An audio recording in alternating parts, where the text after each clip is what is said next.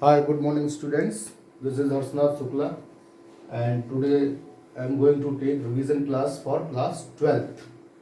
So, let us begin the revision class for class 12. The chapter is relation and function. So, as you know, you already studied the chapter relation and function in class 11. So, there are some definition regarding relation and function as a ordered pair sets product of two sets. So let us start. So what is the relation and chapter 1, relation and function. Relation and function.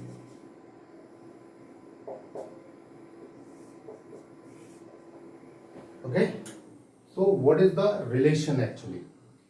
So relation is nothing but, if we consider two sets, if we have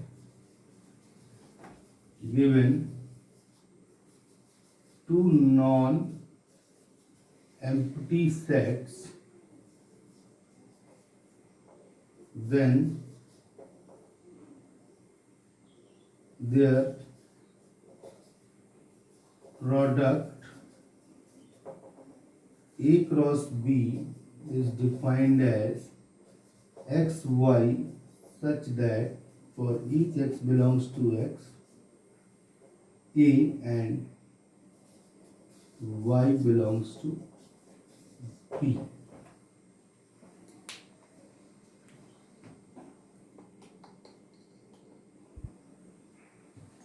Okay, so this is the ordered pair. This is what? Ordered pair. So what is the relation? So relation is nothing but the subset of this ordered pair A cross B. Relation is nothing but the subset of this ordered pair A cross B. So what is relation? Relation R is defined as a relation R is defined as a relation R is defined as the subset of A cross B. For example, if we have A is equal to 1, 2 and B is equal to AB, then A cross B is nothing but what? 1A, 1B, 2A and 2B. So if we consider any subset of this particular A cross B, this is nothing but relation from A to B. So if we consider a subset such that 1A, 2A, this is to be R. So this is nothing but a relation R from A cross B. R from A to B. So this particular R is the relation from A to B. Now, so this is the relation. Now we are going to define the relation on a set A. Relation on a set A. So what is the relation on a set A? It may be clear this one. What is the relation? So the relation on a set A. This means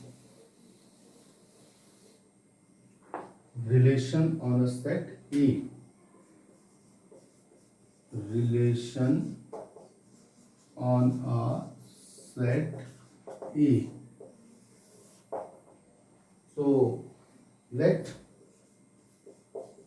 A be a non-empty set,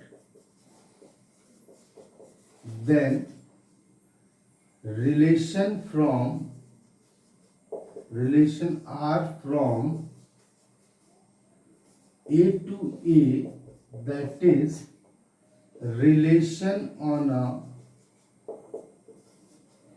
set A, is defined as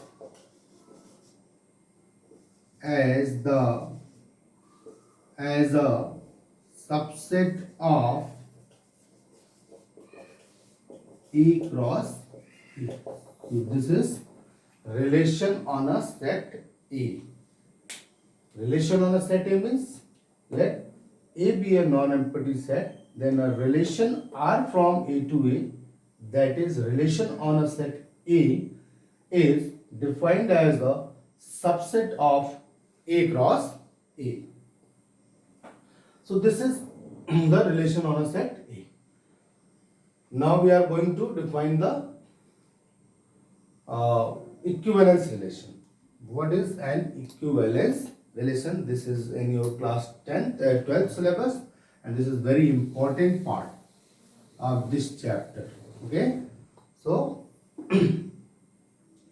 we are just going to define equivalence relation. Equivalence relation. What is equivalence relation? Let A R be a relation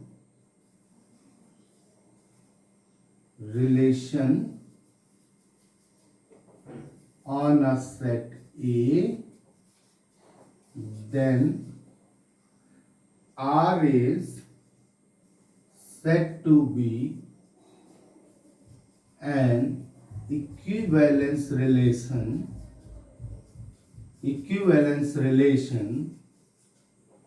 if R is first reflexive relation, R is symmetric relation,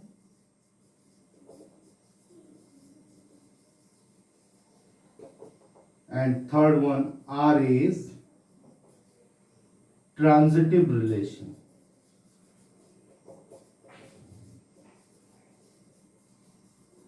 R is reflexive relation, R is symmetric relation, and R is transitive relation. Okay. So before defining equivalence relation, we need to define reflexive, symmetric, and transitive.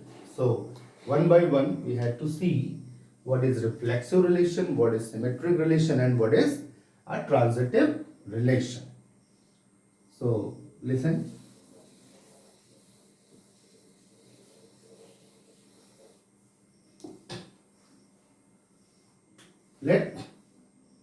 Let R be a relation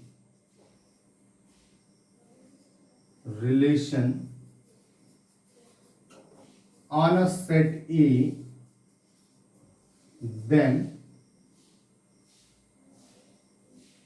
R is said to be reflexive if for each A belongs to A, that is where this relation is defined. Each A belongs to A is R related to A. See, A is R related to A. That is, for each A belongs to A implies A belongs to R. So this is the definition of reflexivity. Let R be a relation on a set A, then R is said to be reflexive if for each A belongs to A is R related to A, that is A belongs to A implies AA belongs to R. So next one is symmetric. So what is symmetric relation? Let R be a symmetric relation. Let R be a relation on a set A, then R is said to be symmetric if for each AB belongs to R, that implies A, for each A comma B belongs to A,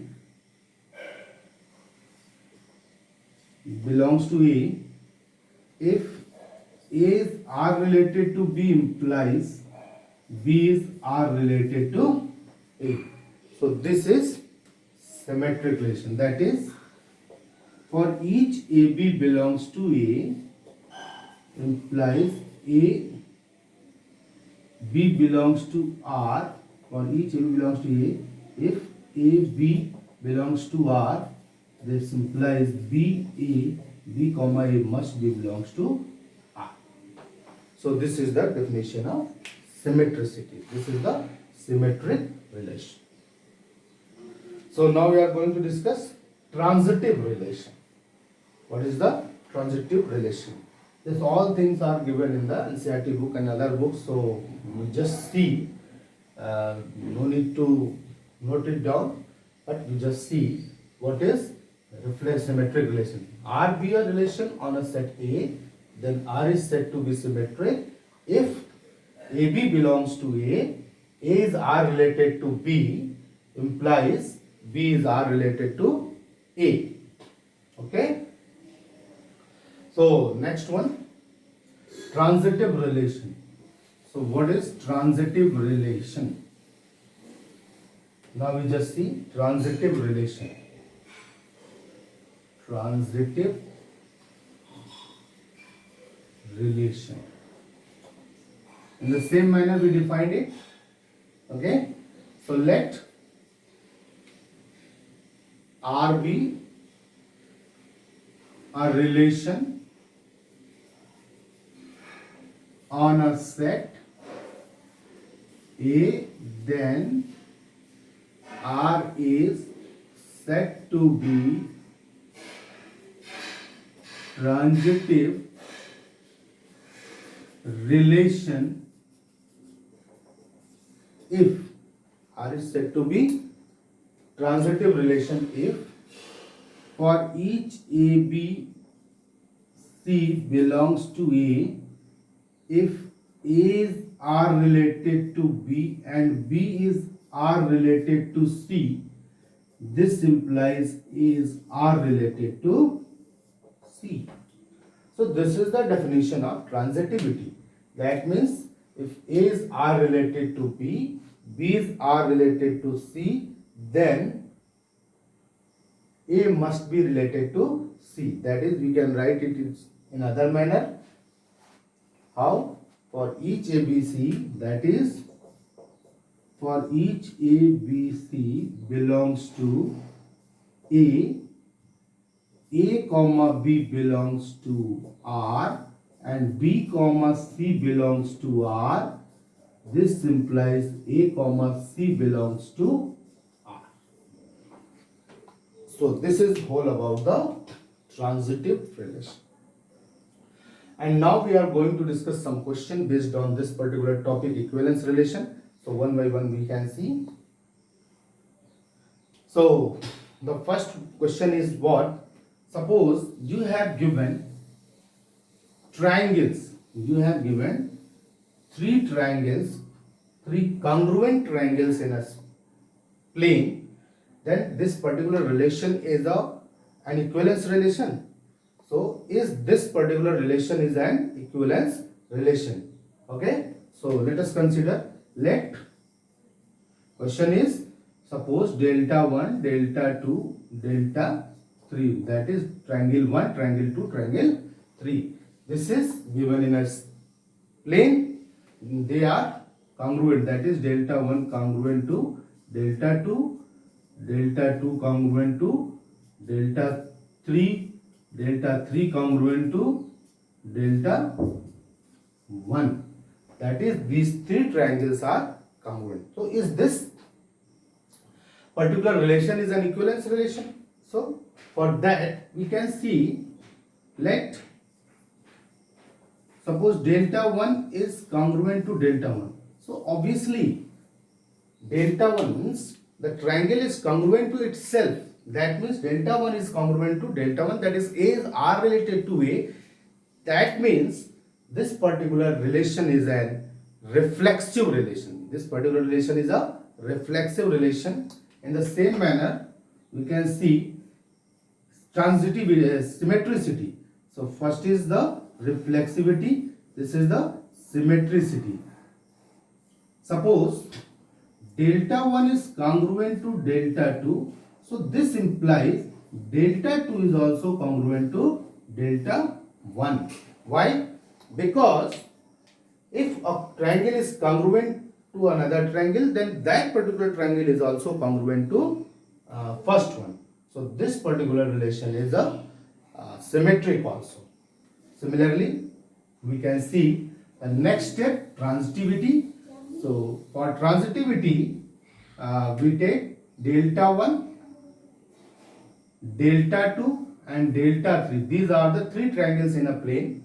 Then obviously you know delta 1 is congruent to delta 2, delta 2 is congruent to delta 3, and it must imply by geometry delta 1 is congruent to delta 3. So you know very well, if we can consider three triangles, delta 1, delta 2, delta 3, then delta 1 is congruent to delta 2, delta 2 is congruent to delta 3, then obviously by the geometry delta 1 is a congruent to delta 3. So this is the whole about this particular question. So this particular relation, congruency in a plane, is an equivalence relation because this is reflexive, this is symmetric, and this is transitive. So this is the first question. Now next question we are going to see. Suppose you have given three triangles L1, L2, sorry, three lines L1, L2 and L3, and the relationship parallel relation is an equivalence relation. So obviously you can see from the same definition, if you take L1, this is parallel to itself, that's why it is reflexive.